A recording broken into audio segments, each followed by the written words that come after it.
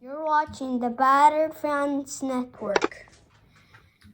Welcome everybody to episode number 50. We're at 5-0. We're at 5-0 already. To the Battered Heat Fans Podcast. I am your host, David Gannett, and alongside me, as always, Mr. Daniel Solana. How are you doing, sir? Doing good, man. I'm doing great. A Really, lot better than the Heat. last night was just a crap night for Miami in general, but Heat lost, Panthers lost, and the Canes Canes. lost to Natty. And you know what? It was twofold for me. Not that anybody gives a crap, but I'm actually unfortunately a Jets fan. So any chance of the Raiders not drafting Fernando Mendoza went out the window when he turned into John Elway on his way to the end zone. But anyway, so even worse for me. But yeah, the Heat had a really rough night. Obviously, a late start. Uh, and you know what? They were in it. The first half, they were down by after the end of the first half, they were down I think by 4. Norman Powell got that nice reverse layup right before the half, and then in the second half, I don't know. Jimmy Butler goes down, which I just saw. It was reported he tore his ACL. Yeah. Yeah. So I feel for him. I know that, and I'm saying I know you wouldn't want anybody to get injured, but I I feel for him just because at his age, he's never going to be the same after a torn ACL, in my opinion. And I think that really sucks for him. But and after that, he goes down with an injury. I think the lead's only like 2 or 4 for the Warriors, and they go like on a 12 or 14-0 run. And then at that point, the Heat are just playing catch up the rest of the game. Yeah. Yeah. I mean, it's gonna be tough for me because my son was really excited for Jimmy Butler to be playing the Heat last night. Now I gotta wake him up this morning and explain to him how Jimmy Butler got hurt, probably ending his season and possibly ending his career. No, he'll Uh, be back. It's just I don't think he'll be the same. But maybe. I don't know, man. I mean, yeah, they owe him a lot of money, and we'll see what happens. But he'll never be the same again. I don't think so. And yeah, talking about the game, I mean, the Heat were in it. The Heat were in it through half of the third quarter, and yeah, when Jimmy got hurt, it kind of lit a fire under the Golden State Warriors' butt, right? Yeah. And they started hitting threes from all over the place. And when a team does that, it's really really hard to keep up. And I mean, they shot 51 threes, Danny. 51, more than half their shots were threes, and they made 24 out of 51, 47%. When a team hits that many threes in a game, it's going to be really really tough to beat them. Yeah. How was Steph? Steph 6 for 13. Yeah, he looks 5 for 10 from three. Steph does Steph things. With 6 minutes left, the Heat were only down 9, so they were still technically in it with 6 minutes left in the fourth quarter. And then the game ends with it was like 1-2, so like on a 23-6 run. That's how the game basically ends. A 23-9 run at the last 6 minutes of the game. And I mean, the score looks a lot worse than what it was, even though I felt like in that second half they kept playing catch up, but it just never felt like they would catch up. But it wasn't as bad as it looks when you see a 23-point loss. And Bam Adebayo Yeah, wins Eastern Conference Player of the Week. It's like, okay, he's stacking the games, right? We're talking he's stacking the games. Well, Eric Spoelstra wants Khalil Ware to do, and he stacks them, and then he gets a weekly award, and then he goes 1 for what was it? One 13. one for 1 for 30. He shot 7%, 0 for 5 from three. He had 5 offensive rebounds. That's nice, but yeah, that's bad. And when 2 of your starters are shooting that poorly, he went 1 for 13, and Davion Mitchell went 1 for 6. So essentially, they were 2 for almost 20. When your starters are shooting that bad, it's definitely a bad start. And then one more thing on Jimmy Butler.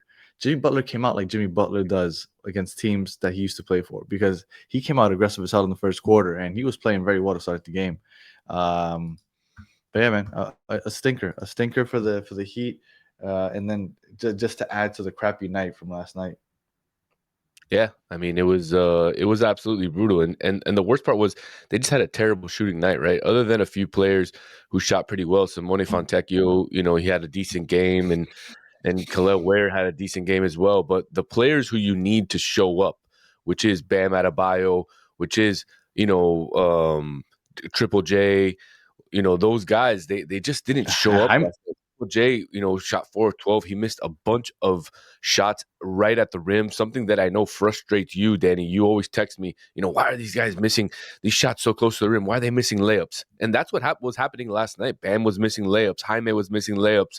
Everybody was missing layups. And when you miss layups, unfortunately, it leads to fast break points for the other team. And these guys were shooting lights out. You can't give them that type of shots, and you can't allow them to get easy buckets like that. And unfortunately, the Heat were allowing them to do that, and it sucks. And I think at this point of the season, Danny, and we've had this conversation over and over and over again on multiple podcasts, and I just feel like we're at a turning point in this season, and do you start thinking if you should start trading some of your players, trade Norman Powell for picks, trade Tyler Hero for picks, trade these guys for picks, and try to load up for this summer's draft, and as well load up some equity so that you can maybe go out and chase a Giannis Antetokounmpo in the summer. But then you would allow some of these guys to get some minutes. You would allow the young players to get minutes. See what we have with Kasparis Yakuchonis. See what we have with Kalel Ware. I mean, I don't know, man. I'm starting to change my mind. I'm starting to get on the bandwagon of, hey, we should just trade everybody. Yeah, I think that we should have just a show dedicated to that, because I think that that's an interesting topic. That's not the Heat way, but when you look at the turning points in this franchise, that's kind of what's happened before they turn things around. So that's definitely an interesting topic. So we're gonna have to get into that. But touching on Jack Jonas, he's been playing well recently. He only gets 13 minutes last night because Jaime came back, obviously. And that's the type of stuff that you hate to see. Even though I understand, I mean, Hyman needs to run that second unit, even if he didn't have a good game. But you want to see Jack Jonas get some more minutes. Khalil Ware, 15 points in 18 minutes. He played very efficiently offensively, rebounding wise. He only had 4 rebounds, but yeah, you want to see these young guys get some more run. And then to the Tyler Hero point, a random chest injury. Rib. Unfortunately, it's a rib. I thought it was chest. Okay, Rib. random rib injury. And to me, I don't know. Tell me what you think. Maybe this is a conspiracy theory on my part. To me, they're holding him out to try to get him traded. They're gonna avoid him getting injured, and they're holding him out to make sure that he doesn't get injured, since he seems to be injury prone, before they trade him. And it's like I feel like my ribs are bothering me a little bit. Like, all right, sit down, don't worry about it, because I mean they've been playing well without him. And again, I'm not one of that's blaming the losses on him, but they do play well without him, right? They win without him, so they don't need him to win. So maybe they're doing this just to play it safe, and make sure that he doesn't get injured, because the fact that he just randomly, like, he's been missing so many games, and it's just out of nowhere. It's like, hey, questionable. And I'm looking at my phone like, why? What the fuck? Like, what is he doing? Like, I know his wife is bad, but Jesus Christ, like she's like manhandles the guy because he's always injured. Yeah, I mean, it's a hell of a conspiracy theory that you have there, but I mean, I wouldn't put it past the Heat to be doing something like that, especially knowing, like you said, how injury prone he is. And look, the Heat this year have won more games without Tyler Hero than with him.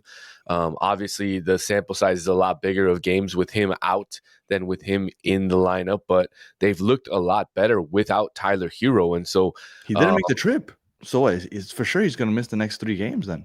Yeah, he has some sort of rib contusion disease or something. Like it's something there. Yeah, I think Tyler Hero is not going to be on this team, unfortunately, and I've had If if you've been watching this show for any point over the last 50, you know that my son is just getting into basketball. He really likes Tyler Hero, and it's been a rough year for him so far. And I have a feeling that he's going to get traded. Start talking to him about Giannis. Start introducing him to Giannis. Coming, man. Giannis isn't coming. I'm telling you, he's not coming. And Ja Morant apparently isn't coming either. But I told you I wasn't a big fan of Ja coming. He can't shoot. I don't know. I'm not a big Ja fan. Any final words there, Solana? No, man. We'll see everybody tomorrow morning early. Early as always. Yeah. We got Sacramento tonight. Yeah, unfortunately we do Sacramento, and then you have Portland. Then you have Phoenix and Utah. Yeah, we'll see. And the Kings just blew out the Knicks, so that should be interesting. Yeah. All right. If you're listening on audio, please leave us 5 stars and a comment. If you're watching on YouTube, like and subscribe. Short show, not much to talk about. Bad Miami night, but we'll be back tomorrow. So until the next one, have a good one.